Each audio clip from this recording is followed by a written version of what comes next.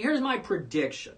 If these theaters open, let's say by July 1, and that's a big if, but let's say they open July 1, the first, to my knowledge, the first huge, major, gigantic release on the calendar moving forward for a theater is Tenet, which is the Christopher Nolan film, which is currently July 17. Mulan is a week later, July 24. SpongeBob is 2 weeks later, August 7th. So you got a 1, 2, 3 power punch.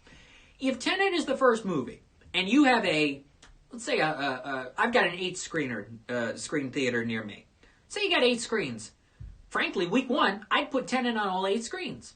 Because you can do that now digitally, and if you want to stagger the times, and based on the number of people who will show up to the theater to accommodate everybody, I would put it on 8 screens. Then Mulan comes in the next week, if you've got an 8-screen theater. I'd put Mulan on like 5 of them, and then maybe stick Tenet on 3 of them.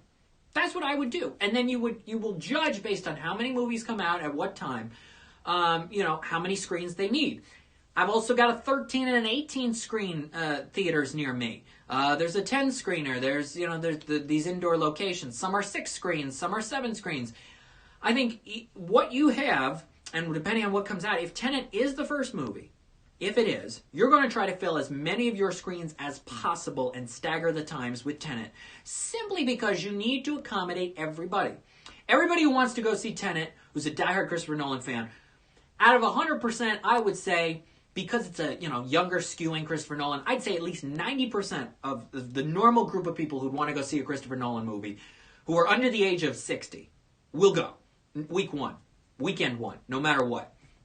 And you're going to need to accommodate everybody who wants to see it at certain times. So if that still is the first film, then I would say you got to do that. If you're a 10 or a 13 screen or an 18 screen, you got to get it on at least half of your screens in your multiplex week 1. And then see how many you need to do moving forward.